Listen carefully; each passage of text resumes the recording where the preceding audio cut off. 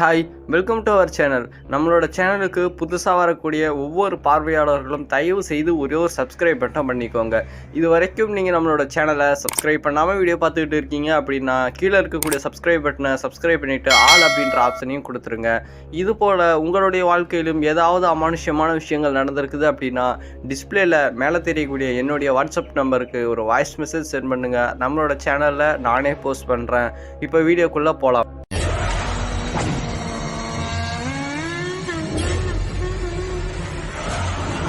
பண்ருட்டியில் தாங்க இந்த சம்பவமானது நடந்திருக்குது.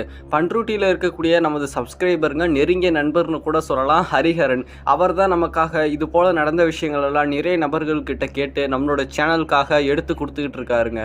2003 காலகட்டத்தில் தாங்க இந்த சம்பவமானது நடந்திருக்குது. இந்த சம்பவத்தால் பாதிக்கப்பட்டது யார் அப்படின்னா கார்த்தி அப்படின்னு சொல்லக்கூடிய ஒரு நபர் தாங்க பாதிக்கப்பட்டிருக்காரு. இந்த சம்பவம் நடக்கும்போது கார்த்தி கூட கிட்டத்தட்ட ஒரு 7-8 பேர்கிட்ட இருந்திருக்காங்க. அவங்களுடைய எல்லாருடைய பெயரையும் நான் சொன்னேன் அப்படின்னா உங்களுக்கு புரியாதுங்க, வீடியோவில் குழப்பம் வரும். அதனால் இந்த கார்த்திக்கு தான் அந்த சம்பவம் நடந்திருக்குது. அதனால் அவருடைய பெயரை மட்டும் ஞாபகத்துக்குள்ள வச்சுக்கோங்க. இவங்க ஒரு 7-8 பேர் ஒரு குழு போல் இருந்திருக்காங்கங்க. இவங்களுடைய வேலை என்னன்னு பார்த்தீங்கன்னா இந்த காட்டுப்பன்றிகளை வேட்டையாடக்கூடியது, முயல் வேட்டையாடி அதை சேல் பண்ணக்கூடியது. இதுதான் இவங்களுடைய வாழ்க்கையில பொருளாதாரமா வச்சுட்டு தன்னுடைய வாழ்க்கையை வாழ்ந்துட்டு இருந்திருக்காங்க. கார்த்திக் இருக்கக்கூடிய கிராமத்துல இருந்து 5 கிலோமீட்டர் தூரத்தில் இருக்கக்கூடிய இன்னொரு நபர் கார்த்தியை பார்க்குறாருங்க. கார்த்தியை பார்த்துட்டு என்னுடைய கரும்பு தோட்டங்கள் அது போல் இருக்குது, எனக்கு விளைநிலங்கள் நிறையவுக்கு இருக்குது, அதில் இந்த காட்டுப்பன்றிகளுடைய அட்டகாசம் அதிகமாக இருக்குது, நான் உங்களுக்கு பணம் கூட கொடுக்குறேன், அந்த காட்டுப்பன்றிகளை மட்டும் வேட்டையாடி அந்த இடத்துல நீங்கள் துரத்தணும் அப்படின்ற வேலையை தாங்க ஒப்படைக்கிறாரு. ஆனால் கார்த்திக் என்ன சொல்கிறாரு அப்படின்னா, எங்களுக்கு பைசாலாம் தேவையில்லை, பிடிக்கக்கூடிய அந்த காட்டுப்பன்றிகளை நாங்களே எடுத்துகிட்டு சேல் பண்ணிக்கிறோம், அதுவே எங்களுக்கு போதும் அப்படின்னு சொல்லியிருக்காருங்க. உங்களுக்கு எல்லாமே சின்னதாக ஒரு சந்தேகம் இருக்குங்க, அதாவது இந்த காட்டுப்பன்றிகளெல்லாம் வேட்டையாடிட்டு அரிஞ்சு கறி சேல் பண்ணால் வாங்குவாங்களா அப்படின்னு சொல்லிட்டு. கிராமத்தில் நீங்கள் இருக்கக்கூடிய நபராக இருந்தீங்க அப்படின்னா உங்களுக்கு தெரியுங்க, இந்த காட்டுப்பன்றிகளெல்லாம் பிடிச்சிட்டு நார்மல் பண்ணி போலவே அரிஞ்சு சேல் பண்ணுவாங்க. எல்லா நபர்களுமே வாங்கி சமைச்சு சாப்பிடுவாங்க. அது போல தான் இவங்களும் சேல் பண்ணிட்டு தங்களுடைய வாழ்க்கையை ஓட்டிகிட்டு இருக்காங்க. கார்த்திக் இந்த விஷயத்தை பற்றி தன்னுடைய டீம் கிட்ட சொல்லிட்டு தேவைப்படக்கூடிய அனைத்து பொருட்களையுமே தயார் பண்ணுறாருங்க. ஈட்டிகள் ஒரு 10 நாய்கிட்ட தங்களுடைய நண்பர்கள் கிட்ட இருந்து பிடிச்சிட்டு அன்றைய இரவே அந்த விவசாயினுடைய தோட்டத்துக்கும் போறாருங்க. அங்க போன உடனே அந்த விவசாயி இந்த தோட்டத்துக்குள்ள தான் பன்றிகள் அதிகமாக அட்டகாசம் பண்ணுது, அதனால இந்த இடத்துல தான் இருக்கிறதுக்கு அதிகமான வாய்ப்பு இருக்கு அப்படின்னு சொல்லிட்டு ஒரு பகுதியை காட்டுறாருங்க. இதுக்குள்ளதான் இருக்கும், நீங்க போயிட்டு செக் பண்ணி பாருங்க அப்படின்னு சொல்றாருங்க. இன்னொரு முக்கியமான ஒரு விஷயத்தையும் இந்த கார்த்திக் கிட்ட சொல்லியிருக்காருங்க. அது என்ன அப்படின்னா, ஒரு குறிப்பிட்ட கரும்பு தோட்டத்தை கையை காட்டுறாருங்க. அந்த கரும்பு தோட்டத்துக்குள்ள மட்டும் பன்றிகள் போயிடுச்சு அப்படின்னா தயவு செய்து அதுக்குள்ள நுழைஞ்சு துரத்தாதீங்க அப்படின்றத மட்டும் சொல்லியிருக்காருங்க. இந்த கார்த்தி என்ன நினைச்சிருக்காரு அப்படின்னா, இந்த கரும்பு வீணாக்கிடுவோம்னு நினைச்சிட்டு தான் இவர் இப்படி சொல்றாரு பட்டிருக்கு.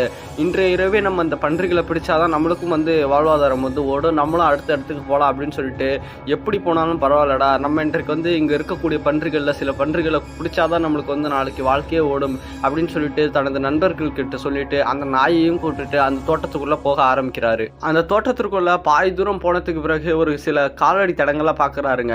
இந்த பன்றியினுடைய காலடி தடங்கள் அது அந்த குழி படிச்சு படுத்திருக்கும் பார்த்தீங்களா, அது போல இடங்கள்லாம் நிறையாவுக்கு இருக்குதுங்க. ரொம்ப ஈரமாகவும் இருந்திருக்கு அந்த இடம். அப்படி நான் இப்போதைக்கு ரீசெண்டாக இந்த சுற்றி இங்கே தான் இருக்குது அப்படின்னு சொல்லிட்டு நல்லா செக் பண்ணி பாருங்க அப்படின்னு சொல்லிட்டு அங்கே இருக்கக்கூடிய தோப்புகளை எல்லாருமே சுற்றி வளைக்கிறாருங்க. ஆளுக்கு ஒரு நாயை கூட்டுட்டு போகிறாங்க. அவங்க கூட நாயை ஏன் கூட்டுட்டு போகிறாங்க அப்படின்னு சொல்லிட்டு உங்களுக்கு ஒரு சந்தேகம் வருங்க. இந்த காட்டுப்பன்றி அப்படின்னு சொல்லக்கூடியது மனிதன் தனியாக மாட்டினா அப்படின்னா தன்னுடைய உயிரை கூட எடுக்குங்க. அந்த அளவுக்கு காட்டுப்பன்றிகளும் ஆக்ரோஷமாக தாக்கும். அந்த தோப்பினுடைய நடுப்பகுதிக்கு கார்த்தி போறாருங்க. அப்படி கார்த்தி போகும்பொழுது அவருடைய கண்களில் 2 பன்றிகள் மாட்டுது.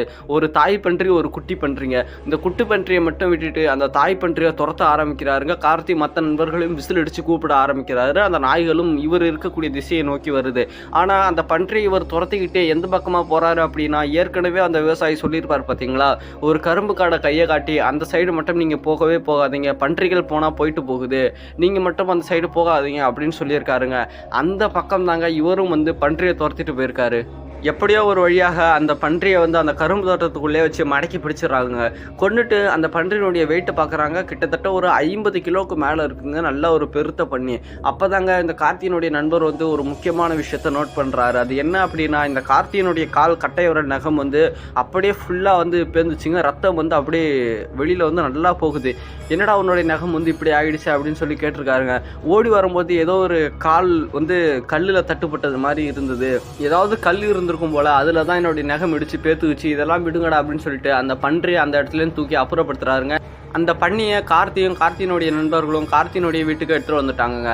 அடுத்த நாள் காலை அதிகாலை வந்து ஒரு 2 மணி தோராயமாக அந்த பன்னியை வந்து சுத்தம் பண்ண ஆரம்பிக்கிறாங்க. ஏன் அப்படின்னா அடுத்த நாள் வந்து ஞாயிற்றுக்கிழமை.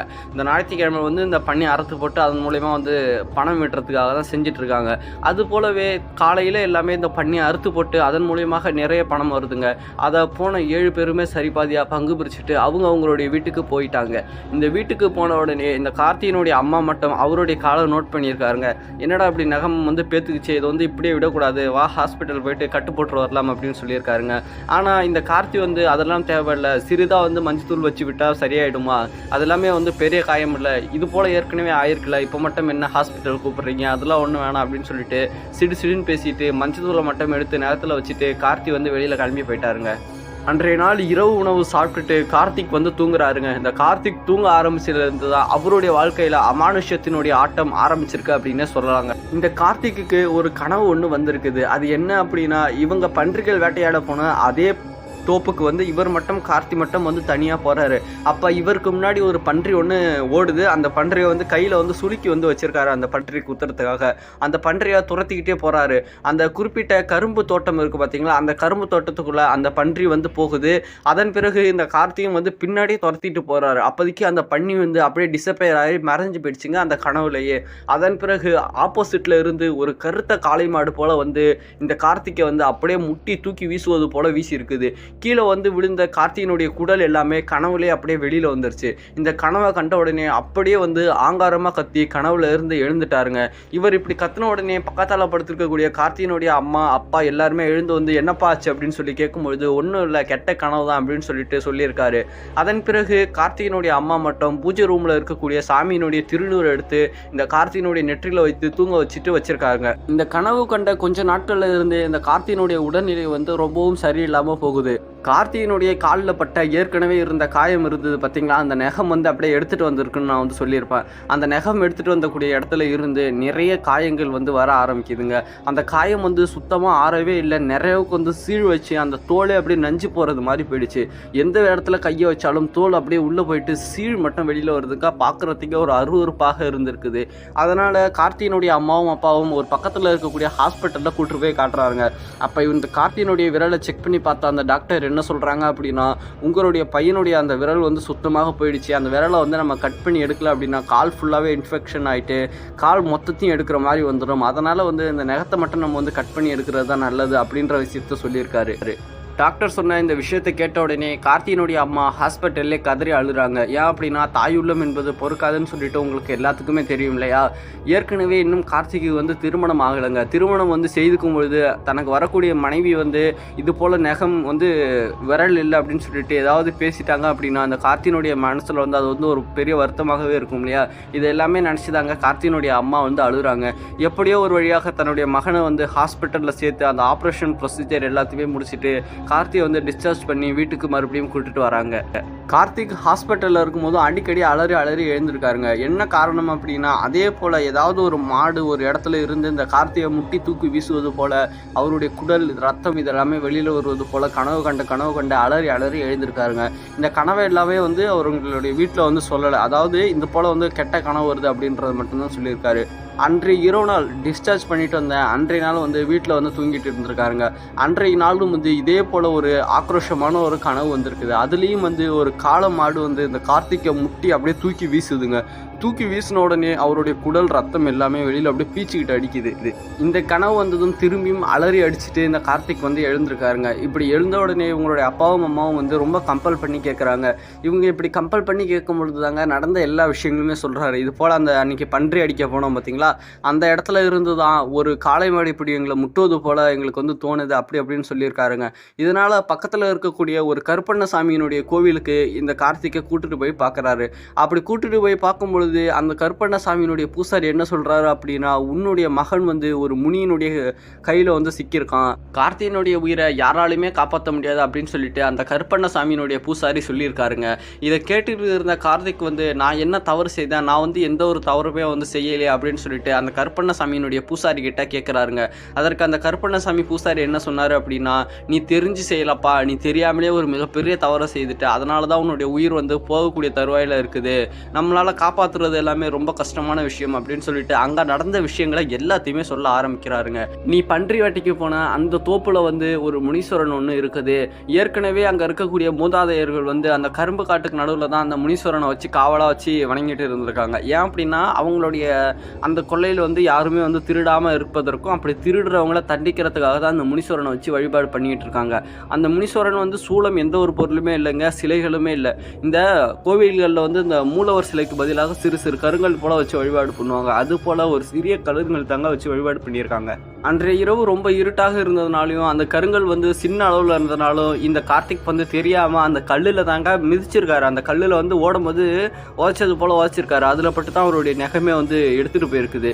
இந்த விஷயத்தை நீங்கள் நம்பலனா கூட அதே கரும்பு தோட்டத்தில் இருக்கக்கூடிய அந்த முதலாளி, அதாவது இவங்களை கூட்டிட்டு போனாங்க பார்த்தீங்களா, அவர்கிட்ட போய் கேட்டு பாருங்கள், கண்டிப்பாக இதுதான் உங்கள்கிட்ட சொல்லுவார் அப்படின்றத சொல்லியிருக்காருங்க.